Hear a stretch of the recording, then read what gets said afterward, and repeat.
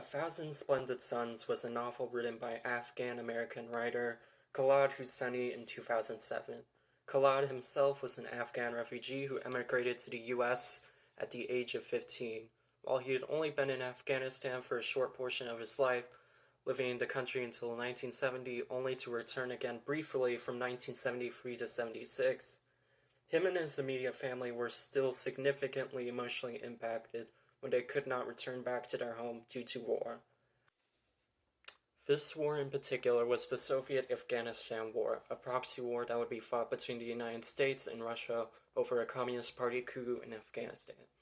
The US would supply rebels in the countryside to fight Afghan troops and some Soviet soldiers as well, resulting in many Afghan deaths, injuries, and a refugee crisis as Afghanistan's citizens fled abroad and to neighboring countries to escape the war. After years of war between Russia and the rebels, referred to as Mujahideen, the rebels would come out on top, bringing temporary peace until they fought amongst themselves over rule of Afghanistan. All this violence and bloodshed would culminate in the Taliban establishing a temporary peace, though only because they took over rule of the country in a totalitarian regime with extreme religious rule. Afghanistan would then once again face even more conflict after the attacks of Al-Qaeda on the US and the Taliban's subsequent support of Al-Qaeda. Taliban rule would then eventually be mostly dismantled, leaving the country out of official war and in a democratic republic. Still, though, Afghanistan is reeling from the effects of near-constant war on the country's resources, and also from acts of terrorism and war committed by the still somewhat present Taliban. Khaled would end up hearing a lot about the troubles his family still in Afghanistan faced, motivating him to first write Kite Runner as a work of historical fiction. This book tells the story of a boy in Kabul, Khaled's hometown, as he and his friend deal with the events of the Soviet-Afghan War to the Taliban takeover. This novel serves as not only a retelling of the struggles Afghan people suffered during this time period, but also as a bit of a fictional autobiography for Khaled, as the boy escapes to California as a refugee just like Khaled, and has to deal with the stress of what is happening to friends abroad while at home.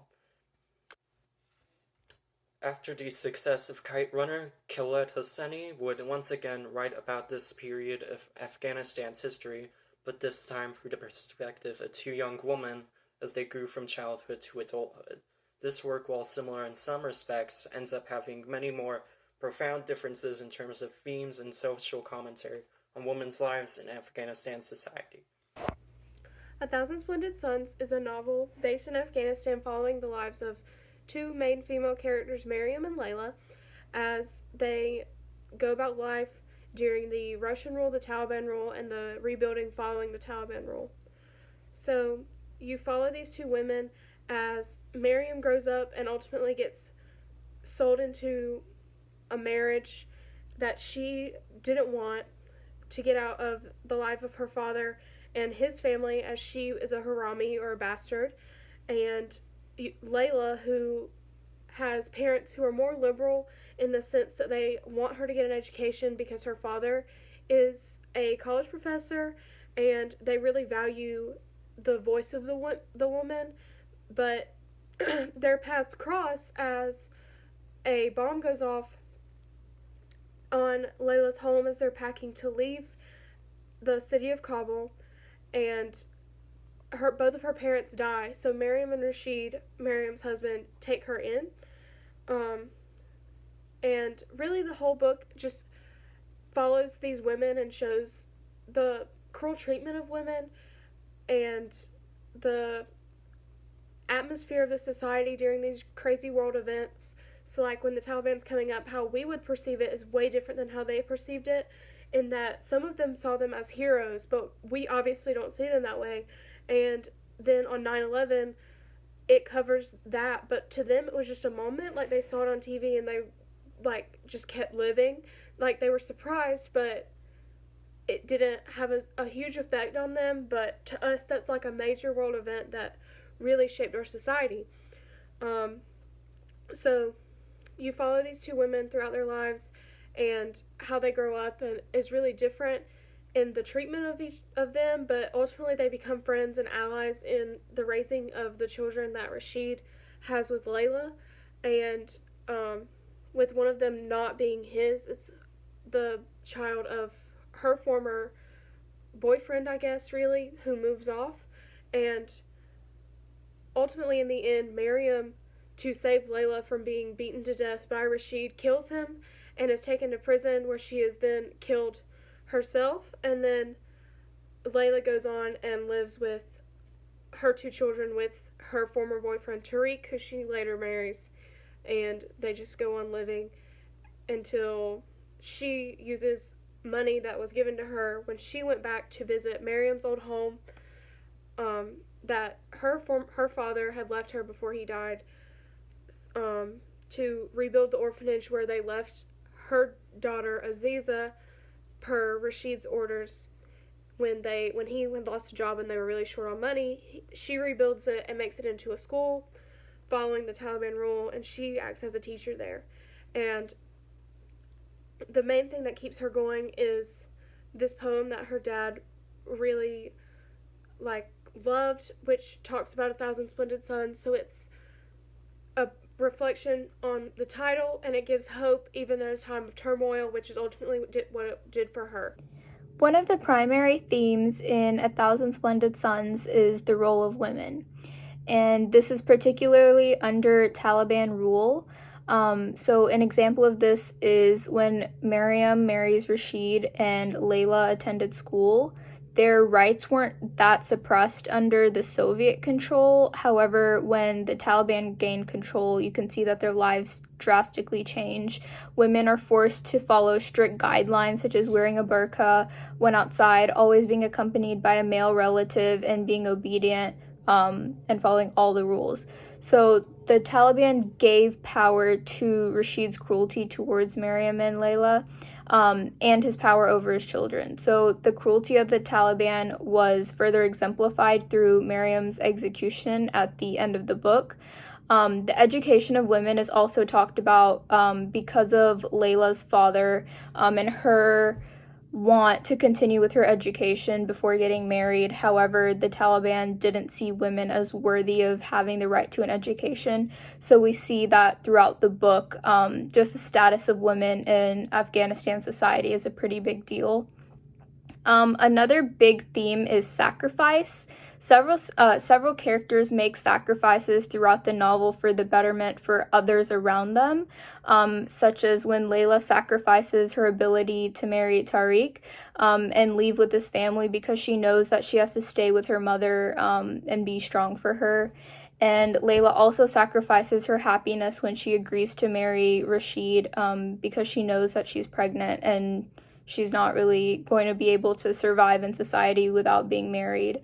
And I guess one of the biggest sacrifices we see in the book is when Mariam sacrifices her freedom so that Layla, Tariq, and their children can run away, and she bears the burden of Rashid's murder, and obviously we know that she's eventually executed.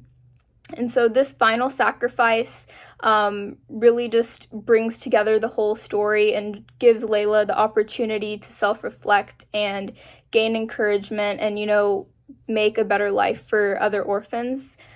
So the theme of sacrifice just kind of ties the whole story together and just kind of gives it a happy ending. One of the major symbols in A Thousand Splendid Suns is the kolba. It represents isolation and kind of a broken family, and also the isolation shows us how women are really seen and treated in the Middle East, at least at the time period. Just the culture around being out of a marriage, obviously not a very feminist environment, because we see Jalil, he has an entire family, and just because he's married to these people, he can have a family with them, he can have a life, he is rich, he lives in a mansion, but the person who he impregnated has to be shunned away in this area, and Mariam has to face the consequences just as her mother does. Another major symbol in the novel is the burqa that Miriam has to wear when she gets married.